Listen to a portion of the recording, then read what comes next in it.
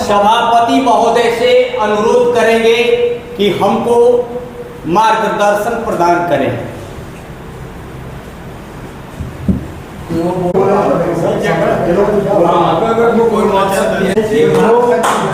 शेष बचे हुए हैं उनको बोलने का अवसर मिलेगा। मैं बैठूंगा और आपको सुनूंगा, क्योंकि आप तो मुझे वीडियो के जरिए सुनते हैं। आज मैं आपको सुनने का सौभाग्य पा रहा हूं, तो इस अपने सौभाग्य को मैं कम नहीं करूंगा। कुछ लोगों को निकलना है क्योंकि कार्यक्रम 3 बजे तक का है और 12 बजे से कार्यक्रम शुरू हो गया है। तो जिनको बाहर जाना है, जैसे महाराष्ट्र जाना है आपको, अभी आपकी फ्लाइट या ट्रेन है, तो जिनको निकलना है वो इसके बाद निकल सकें, इसलिए कुछ बात कहनी जरूरी है। सभी लोगों ने बहुत ही अच्छी बात कही है और बहुत सारी बातें सोचने समझने और गुनने वाली हैं। मैं ये दिखाई दे रहा होगा आप सबको, इसका प्रयोग मैं इसलिए कर रहा हूँ ताकि बड़ी बात को छोटे में बताया जा सके। और वैसे भी मैं इसी 29 नवंबर को, जो 2026 का 29 नवंबर आएगा, हो जाएगा दिख लेंगे। ठीक है, हो जाएगा, हम देख लेंगे, कर देंगे, कॉर्नर में कर देंगे इसको। हाँ, हो जाएगा, हम कर लेंगे, हम लिखेंगे तो कर लेंगे। हम उसको जान रहे हैं, इसी से जीविका कमाए हैं। हो जाएगा सर, हम कर लेंगे, हम उस समय कर देंगे। ठीक है। और जब मैं क्लास में होता हूं तो सभी विद्यार्थियों का ध्यान रखता हूं, तो आज वक्ता के तौर पर हूं, आप सब जितने भी लोग हैं सबका मैं ध्यान रखूंगा। मैं निगाहों से समझ जाऊंगा कि कौन पढ़ नहीं पा रहा है, कौन पढ़ के भी नहीं पढ़ रहा है, ये मैं देख लूंगा। 29 नवंबर 2026 को इस धरती पर आए मुझे 50 वर्ष हो जाएंगे।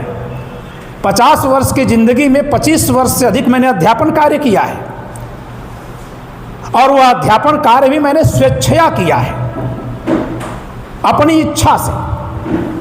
मैं न्यायिक सेवा के प्रतिभागियों को मार्गदर्शित करता रहा हूं। दिल्ली, लखनऊ और इलाहाबाद मेरी ऑफलाइन क्लासेस चली हैं। दिल्ली के जो सबसे बड़े संस्थान हैं आईएएस और जजेस के, वहाँ मैं पढ़ाया हूँ। और उसके बाद जो ऑनलाइन एजुकेशन आई है, कानून के विषय में मैं ऑनलाइन पहला शिक्षक हूँ।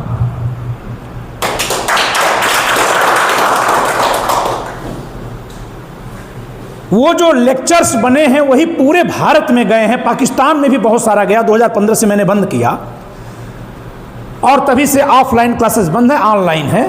तो हमें ये पता है कि हाँ, जो रिकॉर्डेड लेक्चर जाते हैं वहाँ से भी क्रॉस क्वेश्चन नहीं आता, बात एकदम सुस्पष्ट की जाएगी, समझ में आएगी। ये केवल एक अवलंब है हमारी बात को आप तक पहुँचाने का। मैं एक आग्रह करूँगा कि अगर आप लोग मोबाइल साइलेंट कर लें जी, जिसका साइलेंट नहीं साइलेंट कर लें, क्योंकि सबसे ज़्यादा आप ही का ध्यान जाता है अगर बच जाता है तो, जल्दी से ऑफ करने के चक्कर में। हमारा देश जब गुलाम था तो केवल गुलाम था, क्या था? गुलाम बनाकर अंग्रेज क्या करते थे? हमारी संपदा को सोखते थे। गुलाम बनाकर अंग्रेज हमारी संपदा को सोखते थे, जिसको हम लोग कहते हैं ड्रेन ऑफ वेल्थ, धन का बहिर्गमन। और इसके लिए वे क्या करते थे? यहां से कच्चा माल ले जाते थे ब्रिटेन, जूट, कपास, जो भी चीज यहां से ले जाते थे, और वहां से कपड़ा बनाकर यहां लाकर बेचते थे। कच्चा माल ले जाते थे और पक्का बनाकर बेचते थे।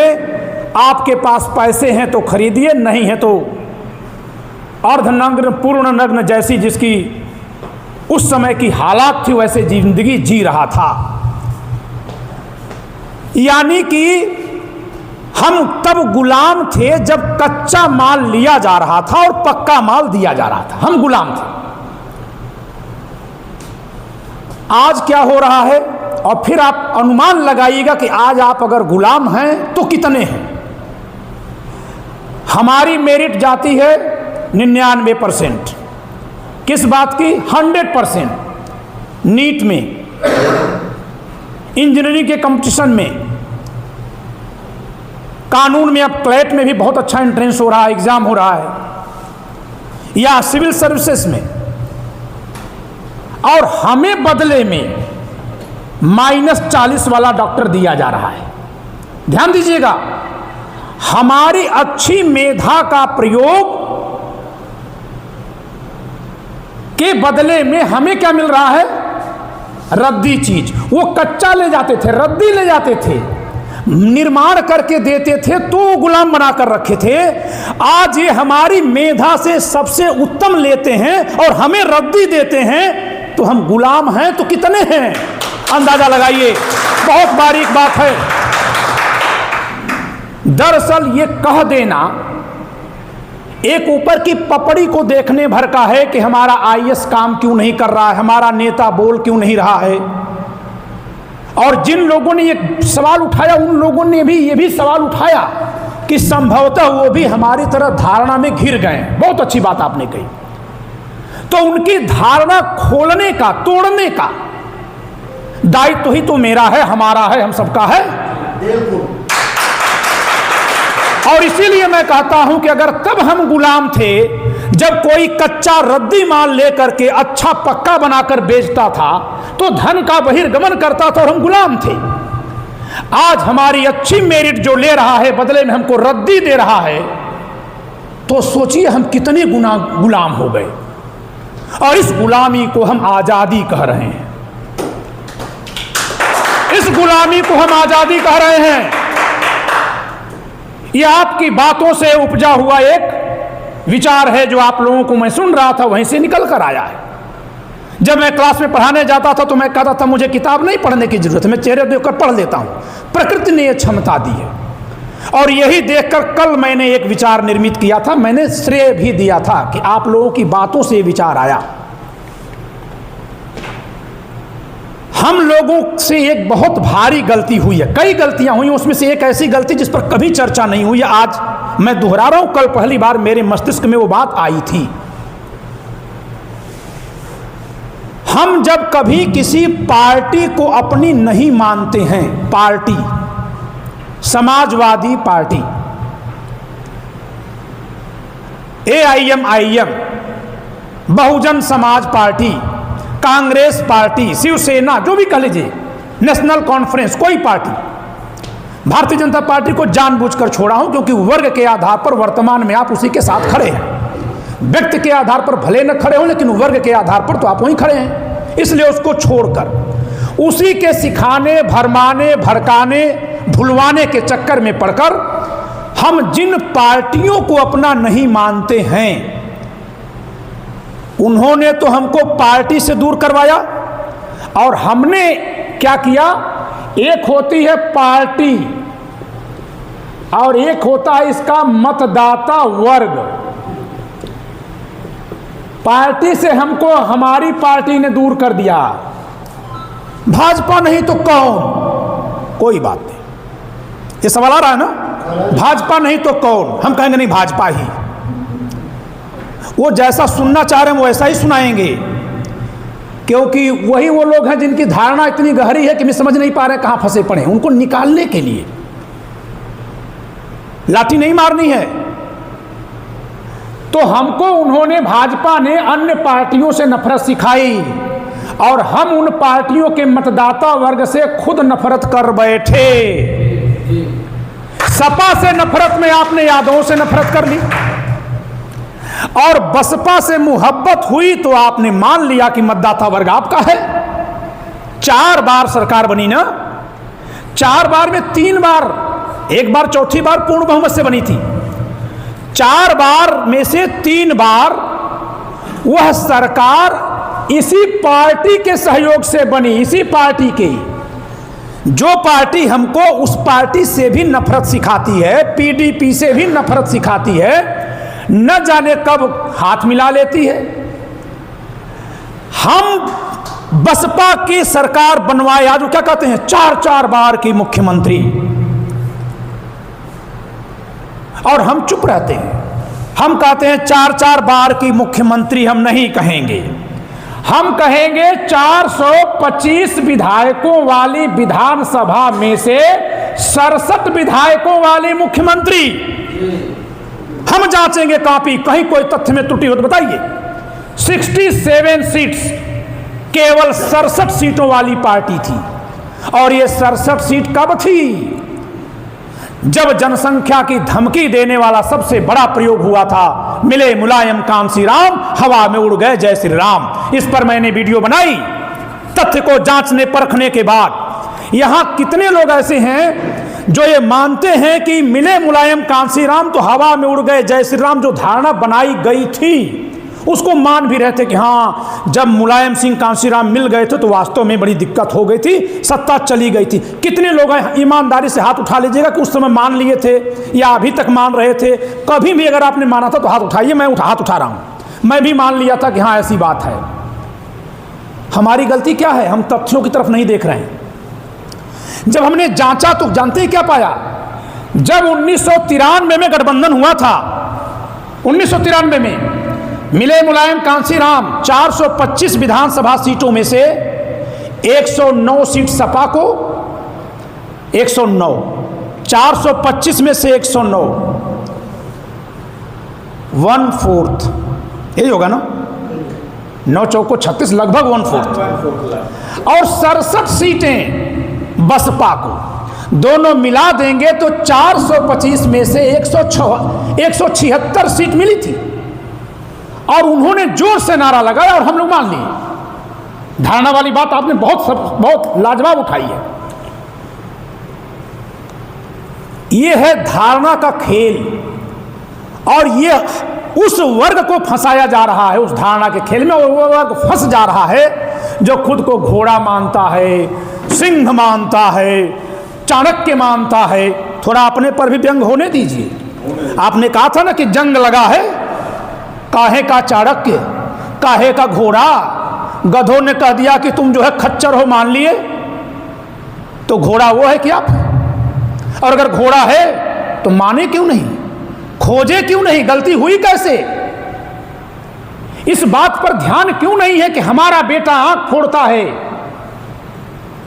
डॉक्टर बनने के लिए, इंजीनियर बनने के लिए, खुद नहीं, समाज की सेवा के लिए। दिमाग से हमें निकाल दें कि हमें आईएएस बनने का मौका नहीं मिल रहा है, एकदम निकाल दीजिए। दिमाग से निकाल दीजिए कि हम अपनी जीविका के लिए डॉक्टर इंजीनियर बन रहे हैं। यह कहना बंद करिए। क्या कहिए? हम अपनी अधिकतम मेधा से देश की सेवा करना चाहते हैं। तुम इस मेधा का प्रयोग नहीं कर रहे हो। यह मत कहिए कि हमें अवसर नहीं दे रहे हो, गलत हो जाएगा। आप कहिए कि हम 100% वाली मेधा हैं, हमें लगाओ, हम दिमाग तक का ऑपरेशन करना जानते हैं, तब बात मेरिट पर होगी। अगर आप यही कहेंगे, और जब मैं किसी तथ्य को बोलूंगा तो आप में से जो लोग पहले से बोल कर गए हैं अपने पर तंज व्यंग मत मानिएगा, मैं उस वाक्य को ले रहा हूं। जब आप बोलेंगे 1000 में 300 हम नहीं, वो कहेंगे आप 30% तो है नहीं, आप तो 15%, अभी तो 150 रुपया लाया जाना चाहिए। तो बात आपने सही बोली, लेकिन सही तरीके से नहीं बोली। हमको क्या बोलना है कि एवरेज मेरिट जिनकी 80% थी, उस मेरिट का प्रयोग देश के लिए नहीं हुआ। आपको वर्ग का नाम नहीं बोलना है, आपको अपनी बात नहीं बोलनी है। कहां? पब्लिक में। आपको यह बोलना है कि 80%, हम आईएएस के लिए कह रहे हैं, इससे 80% वहां नहीं आता, वहां 56 से 60% तक आता है। लेकिन आप आम लोग हैं, इस नाते मैं ऐसे बोल रहा हूं कि आप कहेंगे कि 80-85% जिनकी मेरिट है, उन लोगों को आउट करके और 45 to 55% एवरेज मेरिट से देश का काम चलाया जा रहा है। ये देश के संसाधन का उपयोग न करना और कूड़े का उपयोग करना है, देश को बर्बाद करना है। अपने लिए बात मत करिए, देश के लिए बात यहां पर करिए। इस एंगल पर आप देश के लिए बात करिए। ध्यान दीजिएगा, यहां देश के लिए बात करनी है। बात आप कैसे करेंगे? सुंदरकांड सबने पढ़ा होगा। सुंदरकांड सुंदर क्यों है? बहुत सारे कारणों से है। उसमें सबसे पहला संवाद हनुमान जी का किससे हुआ था? जामुन जी की बात। मैनाक पर्वत से हुआ, फिर आगे चले तो नहीं लंकिनी से पहले तो लंका में पहुंच गए तब। सुरसा नाम यहीन कै माता, है ना, पठैने आए कही तही बाता, आज सुरन मोहि दिन है हारा, सुनत बचन कह पवन कुमारा। अब उनके सामने देखिए शर्त लगाई अपने ऊपर, हनुमान जी से सीखिए, शर्त लगा दी गई। मैं आपसे कह रहा हूं आप मेरे पर 1000 शर्त लगाइए, मैं अपनी बात को उतने शर्तों के साथ कह के दिखा दूंगा। वहां उनको मुठिका मारना नहीं था, वो सुरसा अहिन की माता है, वो देवी है। हनुमान जी उनका संहार नहीं कर सकते, उनका प्रतिकार नहीं कर सकते, उनका अपमान नहीं कर सकते, उनका तिरस्कार नहीं कर सकते, और लक्ष्य को छोड़ नहीं सकते थे। सारी शर्तें थी ना। हनुमान जी ने क्या किया, जस जस सुरसा बदन बढ़ावा, तास दून कपि रूप दिखावा। तो पहले बड़े बनते गए, बड़े में मुकाबला कर लिया, जब देखे नहीं कर पाएंगे तो मसक समान नहीं, क्या चौपाई है, अत लग रूप उपमन सूत्र लहे, अबदन पैठ पुनि बाहर आवा। तो आपको कब बड़ा होना है, कब छोटा होना है, कब बात जो कहनी है वो अपने लिए कहनी है, और कब वही बात समाज के लिए कहनी है, आपको सोचना है।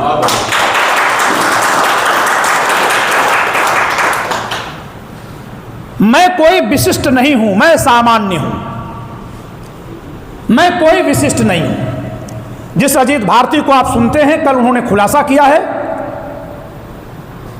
वो सवर्ण समाज से हैं, ब्राह्मण समाज से हैं, अजाच्य ब्राह्मण समाज से हैं, भूमिहार समाज से हैं। कल उन्होंने खुलासा किया है।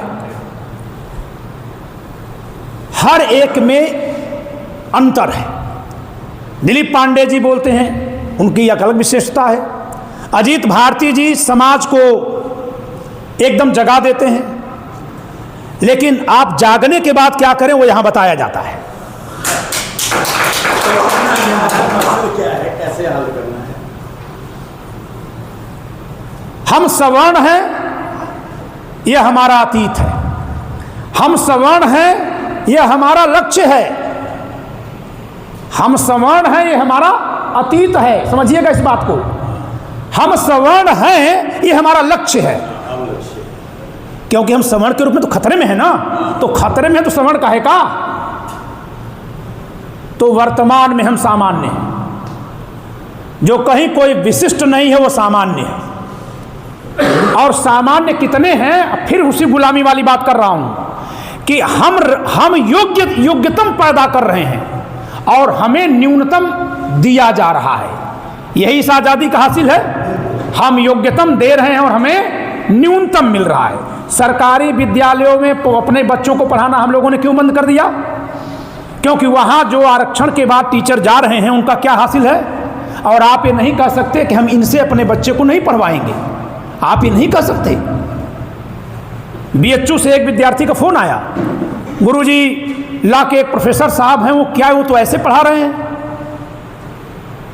क्या वो सही पढ़ा रहे हैं? मैंने कहा नहीं, तुम्हें क्या लगता है क्या गलत पढ़ा रहे हैं? जब गलत पढ़ा रहा है तो हमसे क्यों पूछ रहे? जब तुम ही काफी जांचने में सक्षम हो तो हमको क्यों पूछ रहे हो?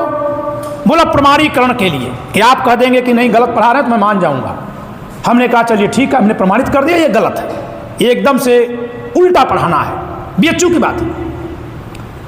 तब उसने अगली बात जो कही, उसने कहा हम विद्यार्थियों का समूह, सभी वर्गों का, हम लोग गए थे डीन के पास, वीसी के पास, वहाँ जाकर हम लोग एक एप्लीकेशन दिए, निवेदन किए कि ये हम लोगों को जो विषय का ज्ञान है वो नहीं दे पा रहे हैं, कृपया इनको बदला जाए। वीसी और डीन दोनों लोगों ने कह दिया कि इनके पास ज्ञान है कि नहीं है ये आप नहीं जांचेंगे, इनको सरकारी नियम के मुताबिक जो मानक है उससे जांच करके वह पद दे दिया गया है, यही आपके शिक्षक हैं। तो आपको क्या मिला? योग्यतम आप दे रहे हैं और मिल क्या रहा है? न्यूनतम। और आप अब बताइए गुलाम है कि नहीं है? हैं तो कितने हैं इसका अंदाजा लगाना, इसके लिए कोई शब्द मिले तो खोजिएगा। और यही बात फिर वहां निकल कर आ रही है कि जब हम सामान्य हैं कि सवर्ण हैं, हम क्या हैं? हम अभी सामान्य हैं।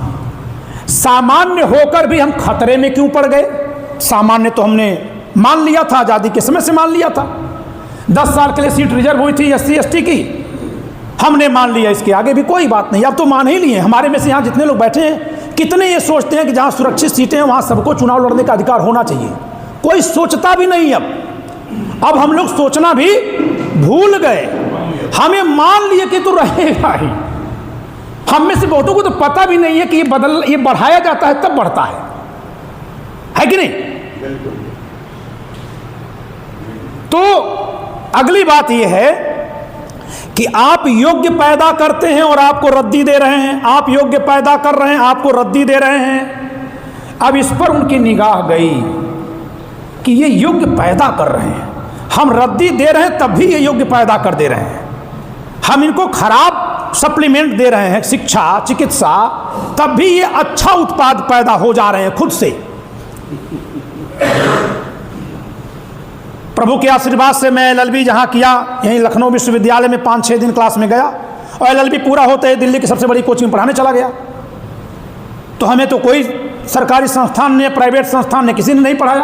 और हमारे जैसे हमारे समाज में न जाने कितनी प्रतिभाएं हैं, क्योंकि हमारे यहाँ प्रतिभाओं का आदर है, प्रोत्साहन है। तो उनको अब ये है कि जब रद्दी ही चाहिए तो योग्य उत्पाद को बंद करो। इस पर आइए अब, तब UGC समझ में आ जाएगा। योग्य उत्पाद आए ही नहीं, क्योंकि योग्य को किसी को देना ही नहीं है। रद्दी ही पैदा करना है और रद्दी ही देना है। कभी हमने आपने यह सोचने की कोशिश की? मैंने अब तक नहीं की थी। जब वो बोल रहे थे तो मैं उसी समय सोच रहा था। हमने कभी ये सोचने की कोशिश की कि कॉलेज टाइम तक, विश्वविद्यालय PhD तक, कक्षा नर्सरी KG या उससे छोटे से आप ले लीजिए, से लगाए,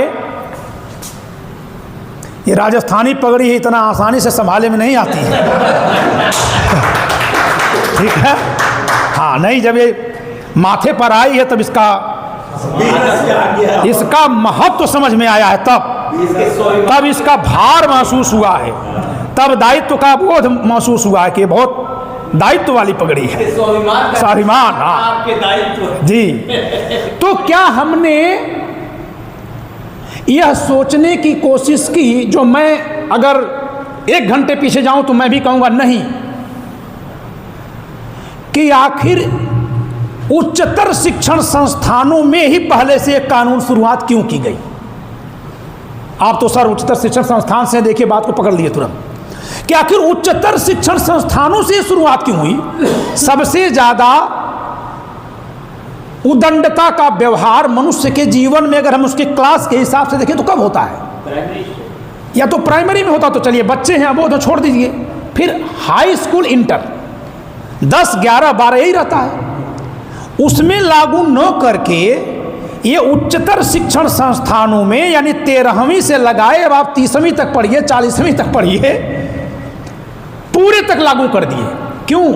क्योंकि 12वीं तक पढ़ करके आप कोई उत्पाद बन ही नहीं पाएंगे। 12वीं तक पढ़ करके कोई उत्पाद हम नहीं बन पाते हैं। उत्पाद बनने के लिए हमको उसके आगे पढ़ने की जरूरत पड़ती है, डिग्री पाने की जरूरत पड़ती है, और वही जाकर के आपके दिमाग में टेरर डाल दिया गया। और जब वहां टेरर हो जाएगा तो नीचे भी सही से नहीं पढ़ेगा, पढ़ के भी क्या कर लेगा। लेकिन अगर इसको लागू कर दिया जाता, यही कानून, UGC का सेम कानून, अगर इसी कानून को कक्षा 9, 10, 11, 12 में लागू कर दिया जाता, तो हम ये सोचते कि बेटा 4 साल सहेज लो, बचा लो, आगे बचो आगे। जैसे आप युद्ध में जा रहे हैं तो सबको पता है कि वहां तलवार भाले चल रहे हैं, गोली बंदूक चल रही है, न जाने क्या कब कौन किसके ऊपर गिरेगा, लेकिन हर कोई यही सोचता है कि मैं पार निकल जाऊंगा। पार निकल जाने का एक मनोभाव, एक संभावना होती है। अगर ये हो जाए कि चाहे तुम कितनी वीरता से लड़ोगे, 1 घंटे बाद, आधे घंटे बाद, 2 घंटे बाद, 4 घंटे बाद, सबको ऊपर से 6 इंच छोटा होना ही है, निश्चित है कि हो जाना है। तो क्या वह लड़ाई का भाव रह जाएगा? हमारे राजस्थान के पूर्वज वह भाव उसके बाद भी पैदा किए हैं, हम उनको नमन करते हैं। लेकिन आम तौर पर तब वह भाव नहीं रह जाएगा, क्योंकि फिर जीतने की संभावना नहीं है। ये क्या कर रहे हैं, ग्रेजुएशन की पहली क्लास से लगाए टॉप में आप जितने भी दिन तक पढ़ेंगे, अब वो कानून आपके सिर पर है, कहीं ना कहीं तक फंस जाओगे। यानी ये शुरुआत किए थे कि योग्यतम तुम पैदा कर रहे हो, हम ले लेंगे, लेकिन तुम्हें हम न्यूनतम गुणवत्ता का उत्पाद देंगे, जिसके चलते मैं प्राइमरी का प्रोडक्ट हूं। जो मैं अपनी शिक्षा का जिक्र कर दिया था कि मैं एलएलबी में क्लास में नहीं गया, फिर भी प्राइमरी का प्रोडक्ट में हूं। एक प्राइमरी का प्रोडक्ट जाके दिल्ली के आईएएस कोचिंग में पढ़ा सकता, किसान का बेटा, खेती बाड़ी करने वाला। आज जो प्राइमरी में पढ़ रहे हैं, पढ़ा पाएंगे? जा ही नहीं पाएंगे। यानी हमारे समय में प्राइमरी में पढ़ाई हो रही थी, बड़ी शानदार पढ़ाई होती थी, देखते देखते खराब हुई। और खराब कब हुई? हमारे समय में जब प्राइमरी होता था तो उस समय हाई स्कूल इंटर पास लोग ही प्राइमरी के टीचर होते थे, और हम लोग जब निकले तो बीएड करने की अनिवार्यता लगा दी गई, यानी ग्रेजुएशन के बाद फिर एक अलग डबल ग्रेजुएट, और तब शिक्षण संस्थान बर्बाद हो गए। क्यों? क्योंकि वो बीएड तो थे लेकिन ज्ञान शून्य थे, वो सरकारी मुहर उनको मिल गई थी या परीक्षा में ऐसे ही पास हो गए थे। और तब जब वो उत्पाद आपके स्कूलों में आया तो आपने अपने बच्चों को हटा लिया। आज की स्थिति यह है कि परिवार नियोजन के उपाय से हम परिवार नहीं कम कर रहे हैं, स्कूलों के फीस ने परिवारों को छोटा कर दिया है।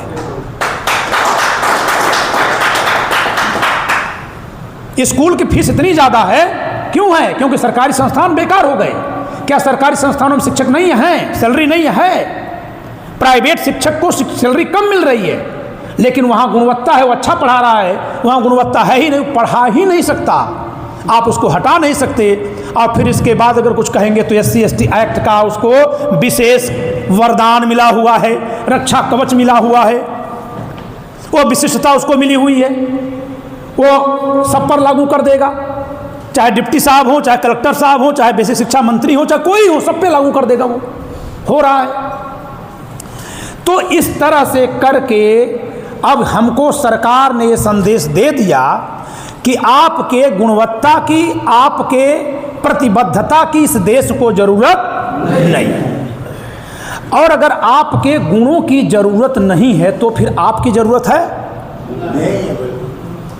तो सोच लीजिए कि अब आप गुलाम ही नहीं हैं, अस्तित्व खतरे में है। मैंने यह अस्तित्व खतरे की व्याख्या संवैधानिक दायरे में की। अब आता हूं सामाजिक ओर से।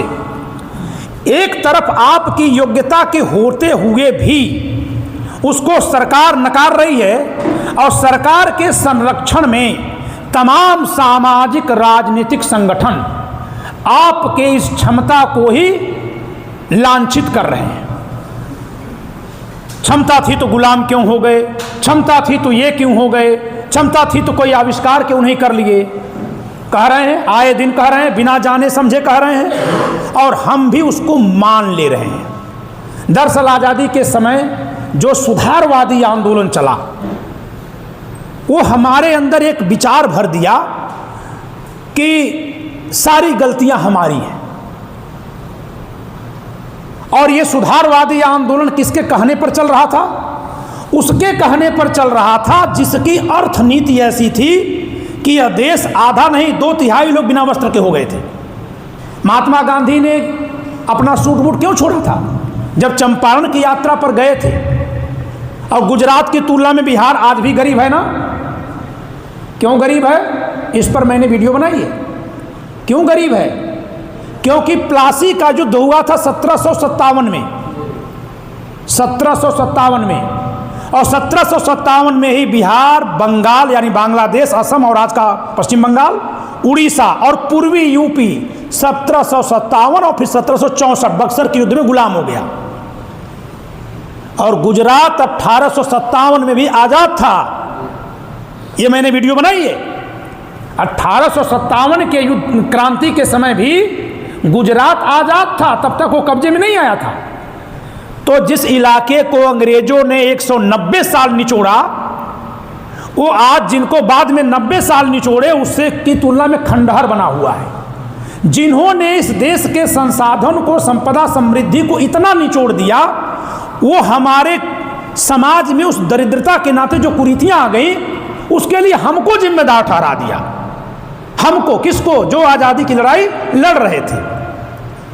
और हमारे उन नायकों ने भी मान लिया कि हम ही इसके लिए जिम्मेदार हैं। हम इसके लिए जिम्मेदार नहीं थे। हमें अपने दिमाग से इस बात को निकाल फेंकना है कि हम इसके लिए जिम्मेदार नहीं थे। चाहे छुआछूत आई, चाहे अमीरी गरीबी आई, हम इसके लिए जिम्मेदार नहीं थे। जिम्मेदार तो अंग्रेज थे जो कहते थे कि इनके लिए कानून बनाना है। जमींदारियां हम बांटे थे क्या? जमींदारियां तो बांटे थे ना, वो क्यों नहीं उनके वर्ग में से जमींदार बना दिए?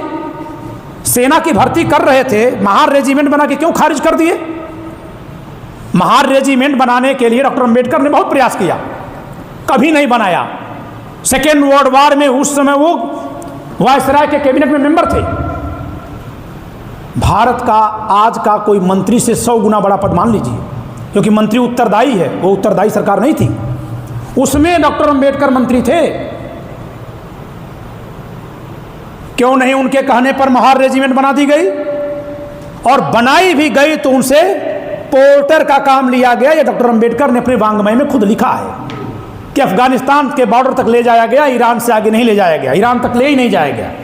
से सारी रेजिमेंट बगदाद तक गई है, पेरिस तक गई है, लेकिन उस रेजिमेंट को नहीं ले जाया गया और केवल उसको खच्चर ढोने का काम किया, सामान ढोने का, खच्चर हाँकने का लिखा उन्होंने। तो दोष किसका?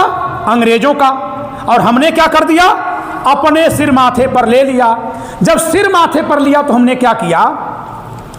हम ये सोचते हैं कि कहीं ना कहीं तो हमसे दोष हो गया, तो अब उस दोष को हम कहाँ किधर से बताएं? तो हम कहते हैं पहले वर्ण व्यवस्था थी, जातिगत नहीं थी, ऐसे नहीं थी, वैसे नहीं थी। क्यों व्याख्या हम कर रहे हैं? ये हमारी कोई जिम्मेदारी नहीं है व्याख्या करना। आप बताइए कि जो भी पार्टी बन रही है, एक भी पार्टी सवर्णों की बनी क्या? तो जितनी भी पार्टियां बनी वो गैर सवर्णों की बनी, और जितनी पार्टियां बनी उन्होंने जातिगत मतदाता वर्ग बनाया कि नहीं बनाया? तो जब उनको जात से दिक्कत नहीं है तो हमको काहे को दिक्कत होगी?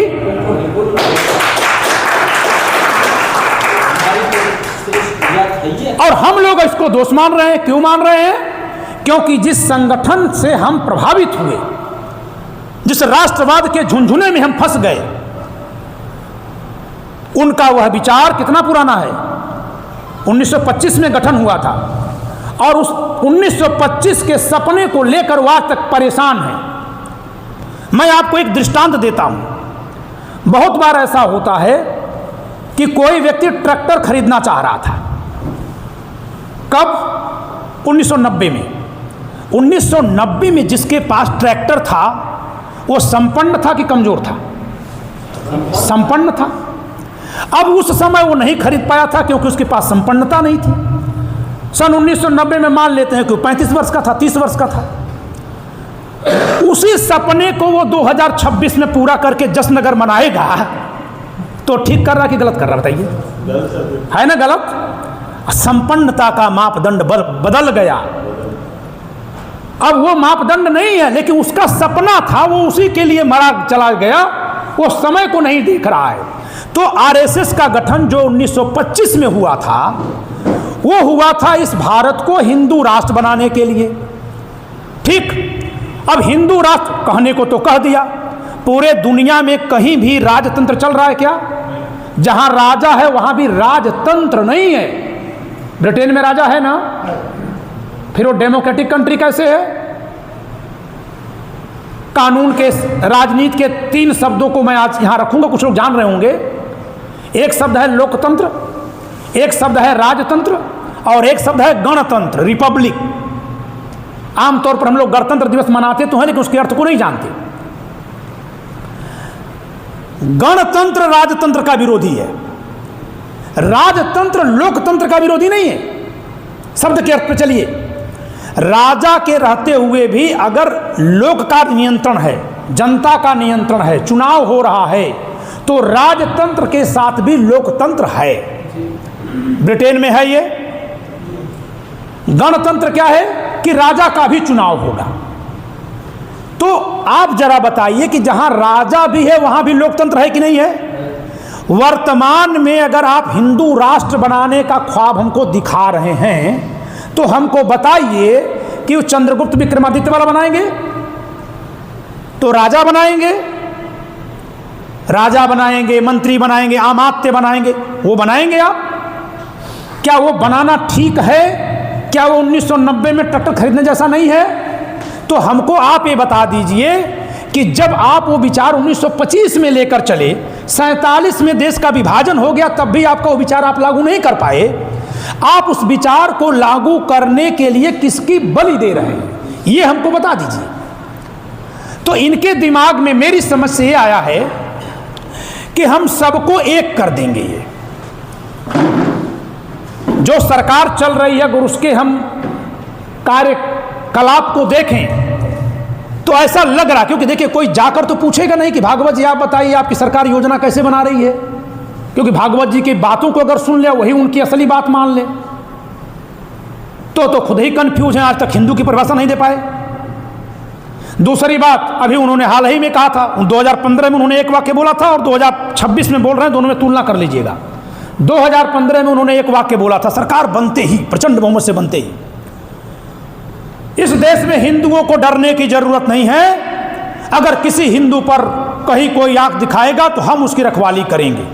मैंने फौरन उस समय अपने फेसबुक अकाउंट से लिखा था, मेरी बात उस समय कौन सुन रहा था, लेकिन मैंने वो बात जो लिखी थी बता रहा हूं। मैंने कहा भागवत जी, सरकार देश की है तो हिंदू की ठेकेदारी आप क्यों ले रहे हैं, है ना? लेकिन यह तरह का तर्क कितने हिंदुओं के दिमाग में आया होगा? सबने ताली बजाई होगी, अरे वाह, अरे भाई ठेकेदारी सरकार लेना सुरक्षा की, हिंदू हिंदू की लेगा, मुसलमान मुसलमान की लेगा, तो सरकार काहे को बनवाए हो? अब वही मोहन भागवत जी 2026 में बोल रहे हैं असुरों को नियंत्रित करना संभव नहीं है। हाल ही में बोले थे, शायद राक्षस या असुर कोई शब्द बोले थे, आसुरी शक्तियां हावी हो गई हैं, ऐसे बोले थे। क्यों भाई, कोई हिंदू तो आपके यहां नहीं गया कि हम असुरक्षित हैं? वो कौन सी शक्ति आपके पास थी 2015 में जब आप दावा कर दिए थे, और वो कौन सी शक्ति आपकी नष्ट हो गई जो आप बिलबिलाने लगे? तो इस 10 साल में जो हमको आप झूले में झुला रहे थे कि आप इतने ताकतवर हैं कि हमारी रक्षा कर देंगे, और जब हम वास्तव में खतरे के मुहाने पर आ गए तो आप कह रहे हैं कि हावी हो गई, हम नियंत्रण नहीं कर सकते। तो इस बीच में जो कुछ हुआ उसको आपने हमको क्यों नहीं बताया? हमें धोखे में किसने रखा? सपा ने, बसपा ने, कांग्रेस ने, आरजेडी ने? नहीं, हमारे इन्हीं नेताओं ने रखा जिन पर हम पूरा भरोसा किए, जिनको हमने नहीं देखा। अब ये क्यों ऐसा कर रहे हैं, ये अनुमान की बात है, हम जाके उनसे पूछे तो है नहीं, लेकिन माइंड रीड किया जाता है। और हम तो वकील लोग हैं, कहने के लिए वकालत तो कोई भी कर लेता है, लेकिन मैं एक तर्क से साबित करूंगा कि वकालत इस दुनिया का सबसे कठिन पेशा है। दुनिया में सबसे शक्तिशाली क्या है? मनुष्य का दिमाग है ना, सबसे शक्तिशाली मनुष्य का दिमाग है। डॉक्टर एक बीमारी से लड़ता है, वो बीमारी स्थिर है, वो बदल सकती है, लेकिन अगर हमने कह दिया कि सबसे ताकतवर दिमाग है, तो फिर तो दिमाग ही ना ताकतवर है, बीमारी कमजोर है। लेकिन वकील दूसरे वकील से लड़ता है, इधर भी दिमाग उधर भी दिमाग, और एक दूसरे के दिमाग को रीड करते हैं, जल्दी जल्दी रीड करते हैं, किसने क्या बोला तो क्या बोलना है, कैसे अपनी बात को रखना है। हम जब इनके माइंड को रीड कर रहे हैं तो हमें यह लग रहा है कि ये एक सपना तो देखे थे कि हिंदू राष्ट्र बनाएंगे, लेकिन इनका सपने का कोई रूप रंग है ही नहीं। आगे न कोई आइडिया है, न उसके आगे कोई रास्ता है, ये चले जा रहे हैं जैसे इन्होंने जिस दिन बसपा को समर्थन दिया। एक सवाल करिए आप लोग, जो लोग आरएसएस के कैंप में जा रहे हैं, सवाल करिए, जब इनकी मांग थी हिंदू राष्ट्र बनाना, तो इस देश में कौन सी विचारधारा है जो हिंदुत्व के लिए सर्वाधिक खतरनाक है? क्या कभी मस्जिदों से कहा जाता है कि हिंदू धर्म को नष्ट कर दो? हिंदुस्तान में सुनते हैं आप, दंगे बलवे के टाइम पे सुन ले, कहीं कहा जाता है, कोई जैनी कहता है हम ब्रह्मा विष्णु महेश को नहीं मानते, कोई बुद्धिस्ट कहता है कि डायनामाइट लगा करके वेद पुराण नष्ट कर दो। ये तीनों बातें अम्बेडकर कहे हैं, और उनके मानने वाले 22 प्रतिज्ञा में वो बात करते हैं। और उसी विचारधारा पर बनी पार्टी को 3 बार मुख्यमंत्री बनाने वाली भाजपा हमसे बताए, आरएसएस बताए कि तुम्हारी आइडियोलॉजी खुद की क्या है, तुम्हारा रास्ता क्या है, तुमने हमें असुरक्षित किया है, तो इसके लिए जिम्मेदार कौन है? पूरे भारत में एकमात्र ऐसा प्रदेश है, एकमात्र ऐसी पार्टी है जो दलित समाज के नेतृत्व में रह करके सरकार तक पहुंची है। उत्तर प्रदेश में बहुजन समाज पार्टी अपने दम पर पहुंची है क्या? अगर ब्राह्मण साथ नहीं दिए होते, और इसके लिए मैं ब्राह्मणों को 100 बार पश्चाताप करने के लिए कहूंगा कि आपने यह जानने के बावजूद भी कि वह पार्टी क्षत्रियों से बैर भाव रखती है, साथ दिया था। कीमत आज चुका रहे हैं। आज उसी बामसेफ की एक शाखा, ये तथ्य जान लीजिए, उसी बामसेफ की एक शाखा जो बामन मेश्राम के साथ चल रही है नेतृत्व में, उसने एक संगठन बनाया है KMN, के फॉर क्षत्रिय, M फॉर मूल और N फॉर निवासी, और पीछे S भी जोड़िएगा, क्षत्रिय मूल निवासी संघ बना है। उसमें क्षत्रियों को बुला करके उनसे कहवा रहे हैं कि ब्राह्मणों ने हमें उल्लू बनाया। वो तो ये नहीं कह सकते कि हमें हमारा शोषण किया, क्षत्रिय समाज तो ये नहीं कह पाएगा। तो कह रहे हमको मूर्ख बनाया, हमें सराह करके सेना में लड़ा दिया, अपने जो है माल खाते रहे मंदिर में बैठकर। ये वहां से नारा लगवाया जा रहा आपके खिलाफ। इतना बड़ा वैश्विक संगठन हमारा, एक से एक नामचीन लोग बैठे हैं, इन लोगों को नहीं सुनाई देता। वो दरअसल इनको ये समझ में ही नहीं आ रहा है कि इससे निपटना कैसे है। और ये क्यों नहीं आ रहा है? क्योंकि पूरा इनका कोई रोल मॉडल नहीं है, कोई इनका रूट नहीं बना हुआ है, कोई टारगेट भी नहीं है, कोई रोड मैप नहीं है। एक और सच्चाई बता दूं, यह संगठन जिसकी पूजा करता है, आप सब लोग जो लोग भी शाखा में जाते होंगे, मुझे एक बार उस संगठन में मुख्य अतिथि बनने का अवसर मिला था। जब मैंने कह दिया मैं संगठन में शामिल नहीं होऊंगा, क्योंकि मेरी बुद्धि विवेक से आर पार जब मैं देखता हूं तो बहुत सारे खामियां दिखाई देती हैं, तब उन लोगों ने कहा था कि ठीक है, तब आपको हम मुख्य अतिथि बनाकर बुलाएंगे तो आप आ सकते हैं। हमने कहा बिल्कुल आ सकते हैं। उन्होंने कहा हम अपने संगठन में जब कोई कार्यक्रम करते हैं तो ऐसे किसी व्यक्ति को मुख्य अतिथि बनाते हैं जो उस विचार हमारे संगठन का नहीं है, बाहर से हो। हम एक बार उस मंच पर गए थे, छोटा सा कार्यक्रम था लखनऊ के एक पार्क में। लेकिन मैं ये पूछता हूं कि वो किसकी पूजा करते हैं, किसकी फोटो लगाते हैं? गोलवलकर जी की। मैं उनकी आलोचना के लिए ये कार्यक्रम नहीं कर रहा हूं। हम उनको अपना ही तो मानते हैं ना, लेकिन हमारे में जिनको हम अपना मान करके उन्हीं के हाथ में कमान सौंपे हैं, उसको कहां ले जाएंगे जरा समझना है। गोलवलकर जी की किताब है बंच ऑफ थॉट्स। अगर गोलवलकर जी अच्छे विचारक थे, बहुत अच्छे विचारक थे, मैं उनको प्रणाम करता हूं। आरएसएस से अगर एक बार प्रणाम करेगा कोई आरएसएस का व्यक्ति, मैं 5 बार कर रहा हूं। वो किताब पढ़ के हमको बता दें, घर घर में बांट दें। नहीं बांट पाएंगे।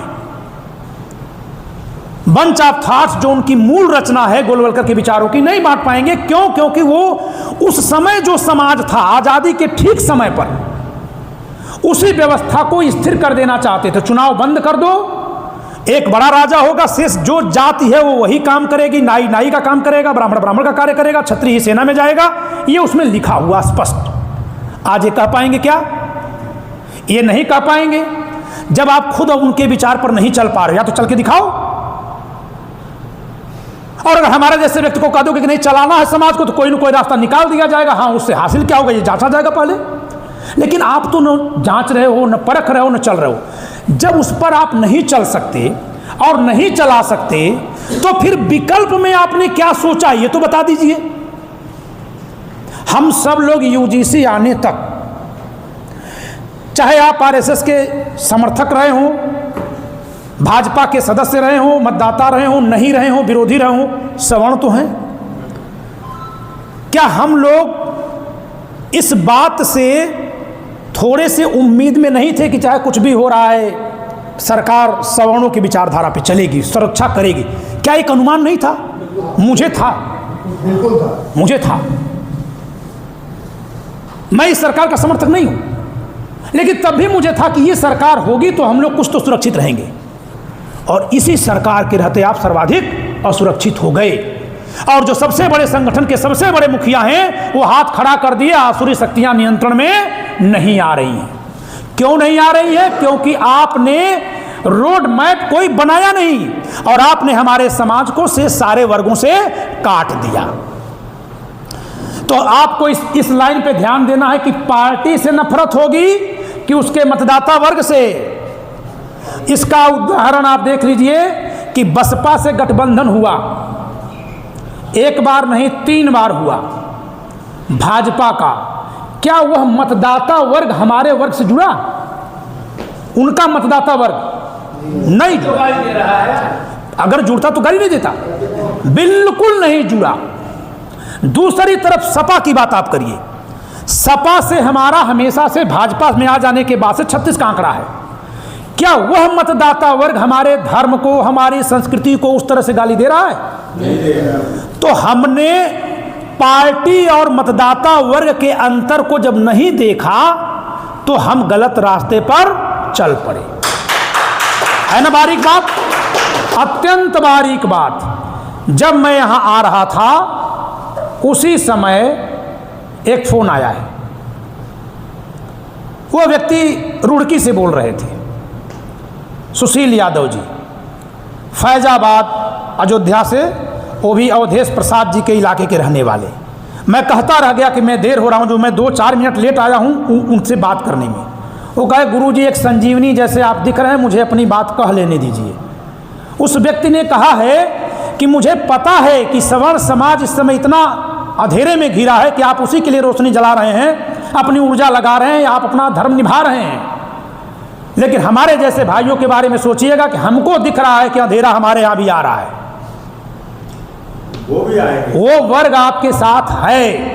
पार्टी से नफरत के चलते आपने अन्य उन वर्गों से भी नफरत कर लिया जो वर्ग आपके साथ जुड़ सकता था, जुड़ सकता है।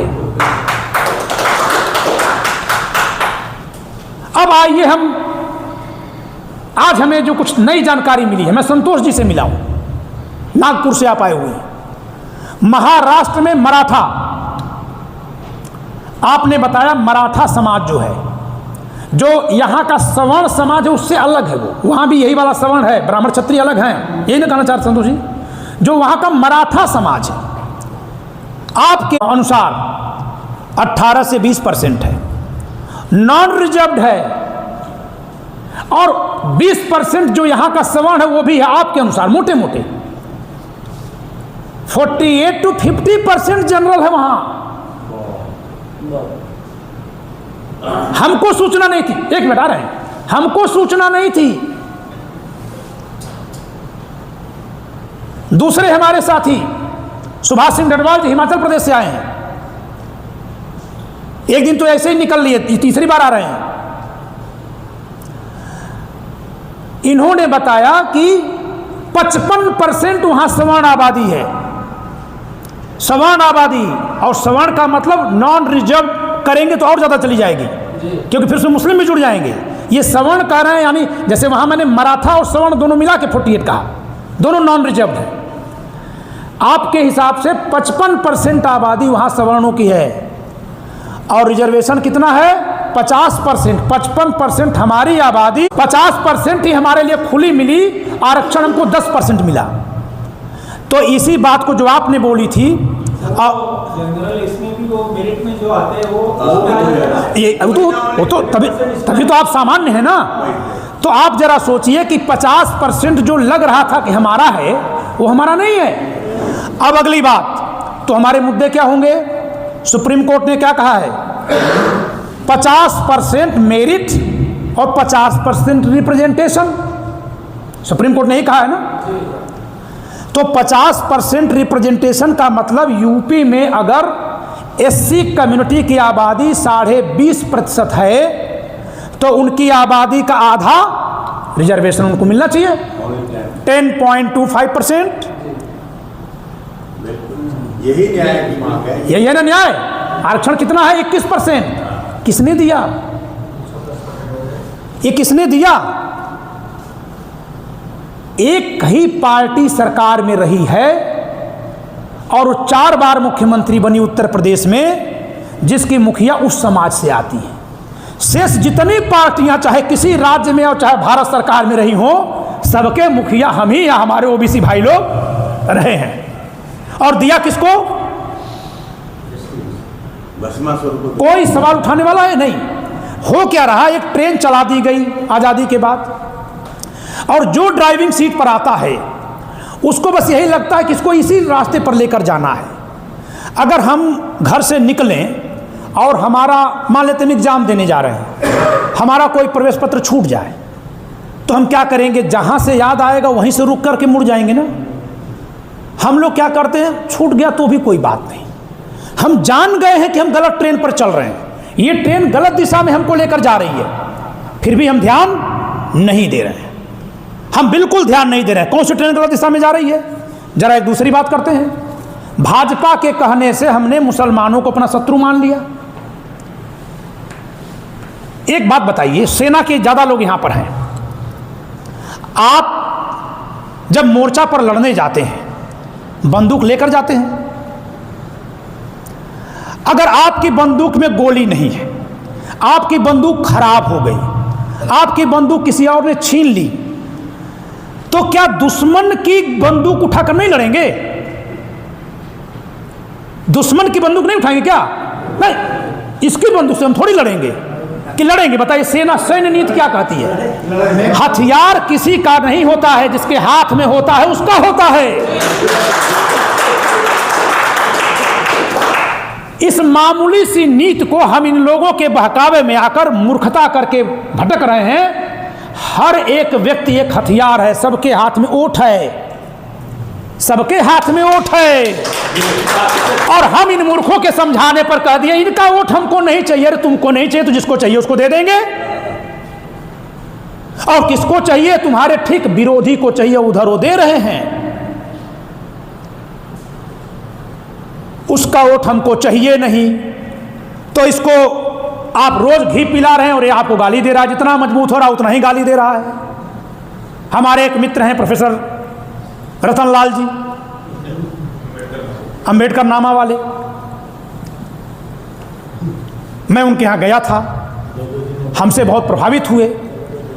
मैं एकदम साफ साफ बता दिया, जैसे आज आरएसएस में कोई मुरुवत किया नहीं किया, ये मेरा स्वभाव है। मोदी जी भी सामने बैठेंगे, मैं कोई मुरव्वत नहीं करूंगा, जो होगा देखा जाएगा। लेकिन कभी कभी ऐसा लग जाता है कि आप जिसके पास गए वो सोचता है कि ये हमारे पास किसी स्वार्थ से आया है, तो हम जो कहेंगे वो करेगा। ऐसा नहीं। हम रात में टॉर्च जलाते हैं, दिन में टॉर्च नहीं जलाते। हम बरसात में और गर्मी में छाता ओढ़ते हैं, जाड़े की धूप में छाता नहीं ओढ़ते। तो छाता अगर ये सोच ले कि हम हैं तो हमेशा ऊपर ही रखेंगे तो गलती है। जैसे ही उन्होंने, सुप्रीम कोर्ट के द्वारा एक ऑर्डर आया था, एक डायरेक्शन आया था कि एससी कम्युनिटी में जो पीछे छूट गए लोग हैं उनके लिए सब क्लासिफिकेशन करके जगह दे दी जाए, उन्होंने उसके खिलाफ, सुप्रीम कोर्ट के खिलाफ आंदोलन छेड़ दिया। हमको फ़ोन किए, बोले हमारे चैनल पर आइए, त्रिपाठी जी आप आइए, ये तो बहुत गलत हो गया। हमने कहा इसमें हम क्यों आए? कह रहे ये कैसे सब क्लासिफिकेशन कर रहे हैं, हम करने देंगे क्या? हमने कहा हम तो करने देंगे। अगर हमारे और आप में वर्गीकरण इसी आधार पर हुआ था कि आप पीछे हैं आपको आगे बढ़ाया जाए, तो प्रोफेसर साहब आज तो ये नाइंसाफी है कि आप अपने से पीछे छूटे लोगों के पक्ष में जब क्लासिफिकेशन की बात आ रही है तो आप कह रहे हैं कि नहीं करने देना है। अगर यही संविधान है जो आप कह रहे हैं, तो हम तो ये मान लिए कि जो आपको दिया जा रहा है वही असंवैधानिक है, तो हम आपके खिलाफ क्यों ना आंदोलन चला दें? और मैं फिर भी खुले मंच से कह रहा हूं, ये वीडियो पब्लिक में जाएगी कि आज भी मैं उनका उतना ही गहरा अपनी ओर से मित्र मानता हूं जितना उस दिन था। हमारी मित्रता की शर्तें यही हैं कि संविधान और साम्यता की भावना अगर हमारे अपने लिए तो सबके लिए होनी चाहिए, और अगर तुम अपने लिए स्वार्थी बनोगे तो उस लड़ाई में हमसे जीत नहीं पाओगे। हम तुमसे ज्यादा बड़े बनकर फिर दिखाएंगे। और जब हमने देखना शुरू किया तो हमने क्या पाया? 80 वर्षों से सीटें सुरक्षित चल रही हैं लोकसभा विधानसभा की। किसी भी सुरक्षित सीट का आप डेटा उठा लीजिए, उठाना है आप सबकी जिम्मेदारी है। आपने कहा ना कि आदेश दीजिए, मैं कुछ नहीं हूं आदेश देने वाला, लेकिन हम लोगों का जो महती लक्ष्य है उस लक्ष्य के लिए आदेश है कि जिस किसी इलाके में आपके अगल बगल या आपके खुद की विधानसभा लोकसभा सुरक्षित सीट हो, आप पता लगा लीजिए, क्योंकि इसका आंकड़ा आरटीआई से हर समय लेना संभव नहीं। जो आरटीआई वाले हैं वो आरटीआई से ले लेंगे। जैसे बगल में मोहनलालगंज है, गजेंद्र जी, और हम जहां से आते हैं मोहम्मदाबाद गोहना विधानसभा सीट वो भी सुरक्षित है। केवल 3 जातियों के लोगों को ही टिकट मिलता है। एससी कम्युनिटी के लिए रिजर्व है, किसके लिए? 21% रिजर्व है ना, सभी जातियों के लिए रिजर्व है ना। केवल 3 जातियां मजा खा रही हैं हमारे इलाके में। मोहनलालगंज में चलेंगे केवल एक ही जाति, बाराबंकी में चलेंगे केवल 2 जाति। भैया ये तुम्हारे 2 के लिए दिया गया था क्या? वो यही ना सवाल उठाते हैं कि सेक्रेटरीट में कितने, सुप्रीम कोर्ट में कितने, हम कहेंगे सुरक्षित में कितने। अभी होगा समय, अभी आपके पास होगा समय। तो आप इन सवालों को खोजिए, ये सवाल उठाइए, हम पूछ रहे हैं। और जाकर के नट मुसहर डोम के लिए हमको आंदोलन नहीं करना है, हम जितने के लिए कर दिए उतने बहुत है। बस हम कहेंगे कि भाई अगर आप इतना लोकतंत्र की बात करते हैं तो जरा बताइए कि अगर बाभन जो है अहिर का रिप्रेजेंटेशन नहीं कर सकता, अहिर चमार का नहीं कर सकता, तो चमार डोम का कैसे कर ले रहा है? और ये एक वाक्य सुन करके हमारे वीडियो से 3 डोम समाज के बड़े संगठनों ने हमको अपने में जोड़ रखा है। और हमने उनको 2 टूक कह दिया कि हम आपका आंदोलन और आपके मंच पर आकर कोई भाषण नहीं देंगे, अपनी लड़ाई आप लड़िए, सबसे ज़्यादा खड्डे में तो हम हैं, हम अभी अपने को जगाएंगे। उन्होंने कहा कि आप जो रोशनी दे रहे हैं हम उतने से ही अपने लिए उजाला ले लेंगे। अब ये जानते हैं कौन सा फार्मूला है? ये घर बना है, ट्रक से बालू आया, मोरंग मोरंग बालू में क्या चाहिए था हमको? पत्थर, कि उसमें जो बारीक बालू है वो बारीक बालू हमको चाहिए था, पत्थर नहीं चाहिए था। हमने क्या लगाया? जाली, एक जाला लगा के, चाला लगा के, जो भी आपके यहाँ शब्द होगा, हमने चाल दिया, बारीक अपने लिए ले लिया, पत्थर को फेंक दिया। कोई वर्ग हमारा शत्रु नहीं है। एससी एसटी में भी जिनके साथ अन्याय हो रहा है वो भी हमारी रोशनी से ही प्रकाशित हो रहे हैं, हमारे इन्हीं तर्कों को ले रहे हैं। हम आंकड़ा जुटाकर अपने मंच से बोलेंगे, वो खुद उसका प्रयोग कर लेंगे, और ये हो रहा है। बशर्ते कि हम अपने लिए जब करना शुरू करेंगे तो सब कुछ दिखेगा। बहुत सारी बातें थी, बहुत सारी बातें छूट गई, क्योंकि मैं कभी रट करके भाषण नहीं देता। जो छूटा है मेरी ओर से वो मैं बाद में बोल दूंगा वीडियो के जरिए।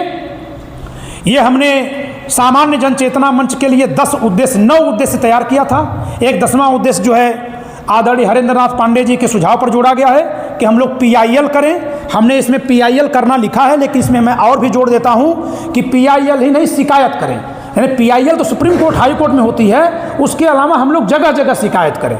जैसे किसी के खिलाफ SC ST का दुरुपयोग हो गया तो उसको कहीं ना कहीं रजिस्टर कराएं। कुछ नहीं तो आप अजीत भारती को ही बता दीजिए, अपने चैनल से बोलेंगे तो रजिस्टर तो हुआ ना। जैसे मैं अपने चैनल से दिखा रहा हूँ SC ST का ये दुरुपयोग हुआ, कहीं दर्ज तो हुआ ना, कहीं पब्लिक में आवाज़ तो आई ना। तो PIL के साथ साथ ये भी जोड़ दीजिएगा। एक बात आपने उठाई थी सर, आप मनोज मिश्रा जी, आपने जो कहा था कि हम लोगों को अपनी पत्रिका निकालनी होगी, ये 9वें पॉइंट में लिखा है। तो इतनी सारी बातें आपने मेरी सुनी, आप सब धैर्यपूर्वक सुने। समय क्या हो रहा है? 4 बज गया।